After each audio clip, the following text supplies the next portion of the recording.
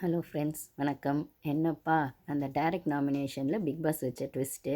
நான் கூட போன ப்ரோமோவில் சொல்லியிருப்பேன். என்ன நாமினேஷன் பண்ணுறாங்க, அதுக்கப்புறம் வந்து அதை கார்டன் ஏரியாவில் வச்சு பண்ணி பேப்பர் உள்ள வெளில போடுறாங்க. அதானே ட்விஸ்ட்டு. இது என்ன பெரிய விஷயமானா, ஆமாம், நீங்கள் வந்து நியாயமாக பார்த்தா இந்த நாமினேஷன் ப்ராசஸை வீக்கெண்டில் அப்படியே அந்த கேங்குக்கு கொடுத்துருக்கணும். இல்லைன்னா யார் யாரெல்லாம் ஜெயிலுக்கு போனாங்களோ ஒஸ்ட்டுன்னு அவங்களுக்கு மட்டும் கொடுத்துருக்கணும்.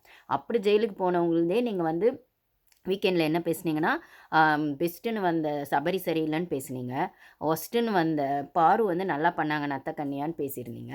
அப்படி பேசுகிறப்போ, நீங்கள் வந்து அந்த நாமினேஷன் வந்து இந்த வின் பண்ண டீமுக்கு அப்படின்னு நீங்கள் சொன்னதே ஃபேர் கிடையாது. ஏன்னா, அவங்க வின் பண்ணதே ஃபேர் கிடையாது.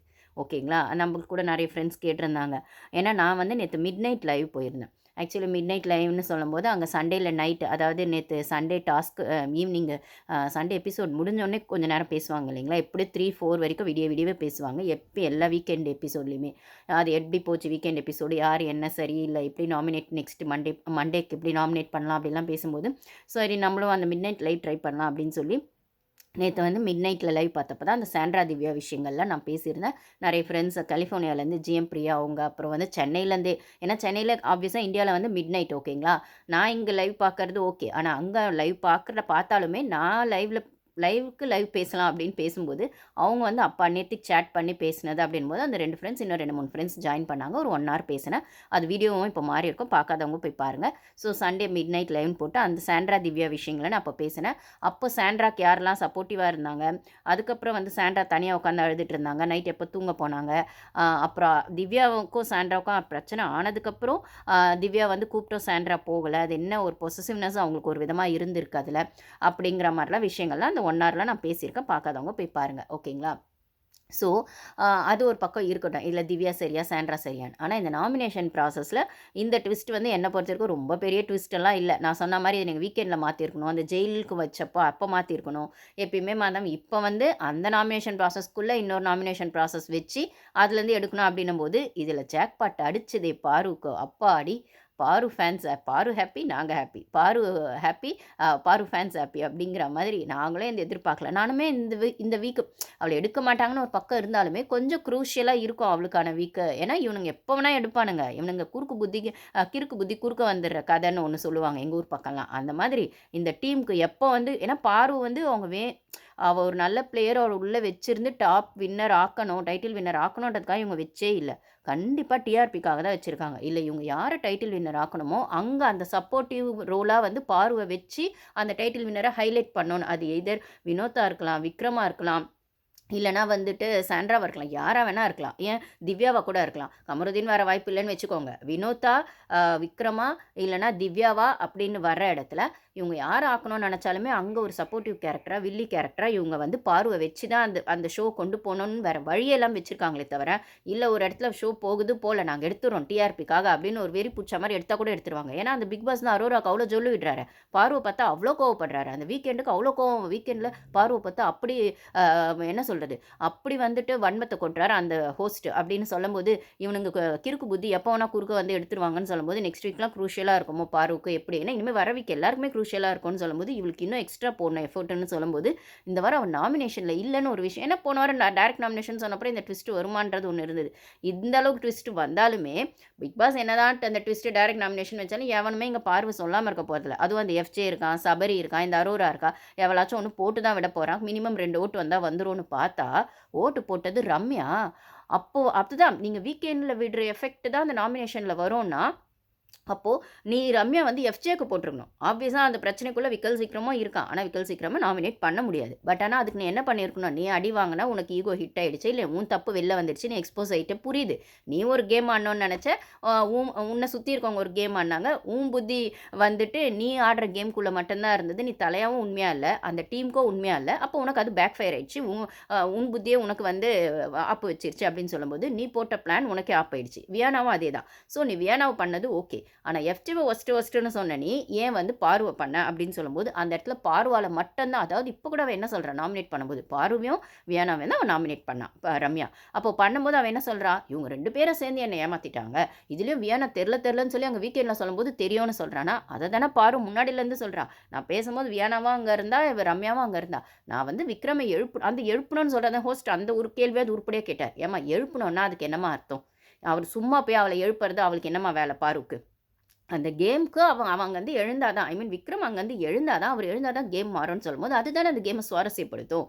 நீங்கள் அவங்க உட்காந்துருக்கும்போது கண்டிப்பாக எடுக்கவே முடியாது. அப்போ அவங்கள எழுப்புனா தான் ஏதாச்சும் ஒன்று பண்ண முடியும்னா அதை தானே அவங்க சொல்லியிருக்காங்க. எழுப்பணும்னு சொல்லியிருக்காங்கல்ல அந்த வார்த்தையை. அது உங்களுக்கு புரியாத அளவுக்கு நீங்கள் டாஸ்க் விளையாடுறீங்கன்னா அது பாரு கரெக்டாக சொன்னாங்கல்ல. நான் சொல்லும் போது இவங்க 2 பேருமே அங்கே இருந்தாங்கன்னு வியானாவும் ஒத்துக்கிட்டா. அது வந்து வியானா மேலே நீ சொன்னது சரி. ஆனால் அந்த வியானா தான் இப்போ நல்ல மாதிரி நடிச்சுக்கிட்டு விக்ரம் கிட்ட போகிறா. அப்போ வந்து இதுக்குள்ளே விக்ரம் ஒரு கேம் ஆனா ஓகே. ஆனால் இந்த நாமினேஷன் ப்ராசஸ் வரும்போது நம்ம இந்த டீமுக்கு மட்டும் பேசுவோம். அப்போ வியானா மேல நீ சொன்னது ஓகே. பாரு அவ்வளோ தூரம் சொல்றா, நான் வந்து விக்ரமை எழுப்பணும் தான் இதை பண்ணேன்னு அவள் லைவ்ல ஃப்ரைடே பேசும்போது அதான் சொன்னா, வீக்கெண்ட்ல அதான் சொன்னா. அந்த பேச்சில் எந்த மாற்றமுமே இல்லை. அப்போ வந்து வியானா என் துணின்னு தெரியும்ல, பாருக்கு ஏன் சொல்லலைன்ற இடத்துல தான் அவள் சொல்றா, நான் எப்படி சொல்லுவேன், அது கேம் தானே, நான் சொல்லிட்டா அது எப்படி சுவாரஸ்யமா இருக்கும் அப்படின்னும் போது அப்போ அது உங்களுக்கா தெரிஞ்சிருக்கணும். அப்போ வியானா என்ன சொல்லியிருக்கணும், வீக்கெண்ட்ல சொன்னது தான், நான் வந்து என்ன வச்சு அந்த கேம் ப்ளே பண்ணாதீங்க அப்படின்னு சொல்லியிருக்கணும். தலையை என்ன சொல்லியிருக்கணும், நான் தலையை இதில் உள்ள வரமாட்டேன் இந்த ஐடியாக்குள்ள அப்படின்னு சொல்லியிருக்கணும். ஆனால் நீ காலைல சாண்ட்ரா கூட உட்காந்து என்ன பேசினேன், சாண்ட்ரா ரம்யா கூட நான் வந்து தலையை என்ன பண்ண முடியுமோ பண்ணுவேன், கமலாவை என்ன பண்ண முடியுமோ பண்ணுவேன் அப்படின்னு சொல்லும்போது தலையை நான் வந்து சப்போர்ட் பண்ண மாட்டேன், பார்ஷியலாக இருக்க மாட்டேன், ஆனால் கமலாவை சப்போர்ட் பண்ணுவேன்னு சொல்ல. ஸோ விக்ரம் பாரு வந்து சொல்லும்போது நீ கமலாவை சப்போர்ட் பண்ணுறேன்னு சொல்லியோ இல்லை தலையாக சொன்னேன்னு சொல்லியோ, நீ ஊன்னு சொல்லும் போதே அதுக்குள்ளே தலையும் வந்துடுது. ஸோ நீயும் பண்ணிக்கிட்ட.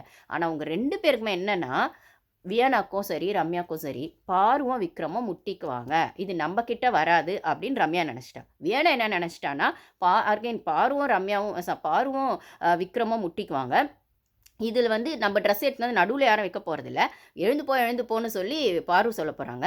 அது எழுந்து போனாலும் போகலனாலும் இது விக்ரம் பக்கமோ இல்லை வந்து ரம்யா பக்கமோ பாரு பக்கமோ திரும்ப போகுது அப்படின்ற மாதிரி அவள் ஒன்று நினச்சிட்டா. இது எதுவுமே இல்லாமல் புசுக்குன்னு ரம்யா வந்து இது என் பக்கம் திரும்புதே, நான் தலையை இங்கே எதாவது அட்ரஸ் பண்ணுமேன்னு சொல்ல போய் தான், ஸோ நீ நினச்சது கெடு நினைப்பான் அப்படிங்கிற மாதிரி நீ 2 கேம் ஆடணும், நீ நினச்ச டபுள் கேம் ஆடணும்னு பாருவோட ஃபோக்கஸ் வெறும் அந்த டாஸ்கில் மட்டும்தான் இருந்தது.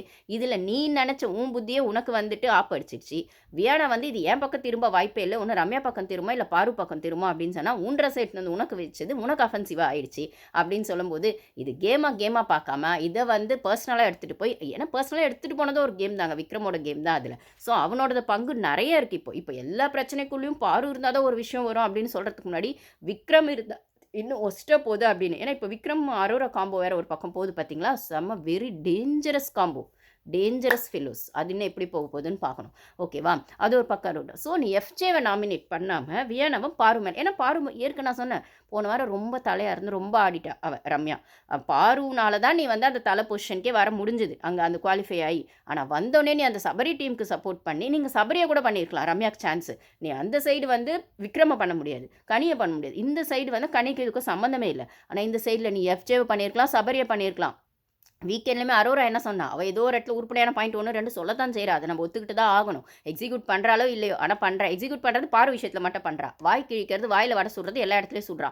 அந்த வடையை அவள் நல்லா தான் சுட்டா.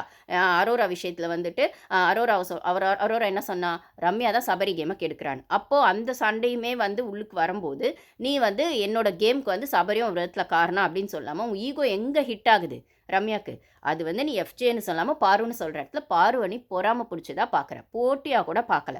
நீ நான் முதல்லேருந்து ஸ்டார்டிங் எபிசோட்ஸ்லேருந்து சொல்கிறதா, பாரு மேலே ரம்யாவுக்கு ஒரு பொறாமல் இருக்குது. ஆனால் பாருவை பகச்சிக்கவும் முடியல, அவளை பக்கத்தில் வச்சுட்டே கேம் ஆடணுன்னு ஒன்று நினைக்கிறா. ஆனால் என்ன கேம் ஆனாலும் அவள் ஹைலைட் ஆகிறா, இவ வந்து டவுன்ஃபால் ஆகிறா, இல்லை இவ பல்ப் வாங்குறா அப்படின்ற கோவத்தில் தான் நீ நாமினேட் பண்ண. ஆனால் பிக் பாஸ் என்ன பண்ணார், இது வந்து ஒரு ஓட்டு தான் வர பட்சத்தில் பாரு நாமினேஷன்லேயே வரலை. அப்போது ஓப்பன் அது ஓப்பன் இது வந்து என்ன சொல்கிறது, அந்த 2 ஓட்டு வர கணக்கு 1 ஓட்டு வர கணக்கு எப்படி பார்த்தாலுமே இந்த வாரம் பாரு நாமினேட்டில் வரல அப்படிங்கிறது பெரிய ஜாக்பாட். ஆனால் அதை எடுத்துகிட்டு வந்து பாரு எல்லார்கிட்டையும் சொல்லும்போது ரம்யா முகத்தை பார்க்கணுமே, அப்பாடியோ இதுதான் கெடுன்னு நினைப்பான். அப்படின்ற பட்சத்தில் இது வந்து செம்மையாக நம்ப முடியவில்லை அப்படின்னு லைவில் வந்து பாரு செம்மையாக கொண்டாடிட்டு இருக்காங்க. இது 1 ஹவரில் எப்படி வரும்னு எனக்கு தெரில. நானாக ரம்யாவோட விஷயங்களை எக்ஸ்போஸ் பண்ணணும்னு நினச்சா ரம்யா அப்பட்டமாக எக்ஸ்போஸ் ஆகிட்டா. போயிட்டாங்க.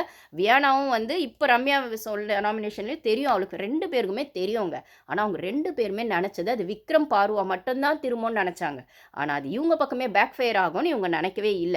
அதே மாரி விக்ரம் இந்த இடத்துல கேம் ஆனது அவன் செல்ஃபிஷ்னஸ்க்கு தான் ஒரு கேம் ஆடுனான். அவன் சாதாரணமா இதே பாருங்களேன் சாண்ட்ராவ நாமினேட் பண்ணும்போது என்ன சொல்றான் விக்ரம்? சாண்ட்ராவையும் விக்ரம் யாரை நாமினேட் பண்ணுறான் இந்த மாதிரி வந்து சாண்ட்ராவையும் ரம்யாவையும் பண்ணுறான். ரம்யா வந்து அந்த பொசிஷனை யூஸ் பண்ணது அவனுக்கு ஏற்கனவே அந்த பர்சனல் கிரட்ஜ் உள்ளே இருக்குது. சூப்பர்வைசிங்னு ஒரு பொசிஷன் கொடுத்தா அப்புறம் நீயே அசிங்கப்படுத்து நீயே கொடுத்த நீயே அசிங்கப்படுத்தின. அது மட்டும் இல்லாமல் வந்து என்ன சொல்கிறது அப்போ வந்து எல்லாரும் வந்து வியானாக்கும் எனக்கும் ஒரு விஷயம் போயிட்டு இருக்கும்போது அந்த பர்சனல் அந்த திங்ஸ் பக்கெட் திங்ஸ் போயிட்டு இருக்கும்போது வந்து நீ வாய்ஸ் அவுட் பண்ணலை அப்படின்ற விஷயத்தில் அவன் பர்சனல் ஈகோ அவனுக்கு மட்டும் ஹர்ட் ஆகலாமா. ஆனால் மற்ற பாருக்குலாம் ஹர்ட் ஆனால் மட்டும் அது வந்து பர்சனலாக போகக்கூடாதான். அது கேமாக பார்க்கணுமா. அது அது எந்த வாய்?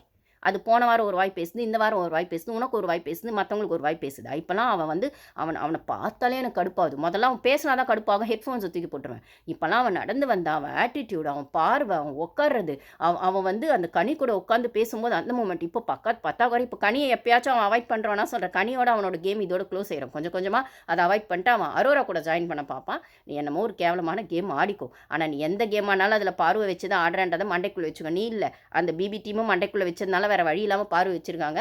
பாரு அடித்த ஜாக்பாட்டாக வந்து இந்த வாரம் பாரு நாமினேஷனில் வரலன்றது எங்களுக்குமே அடித்த ஜாக்பாட் தான். Thank you guys.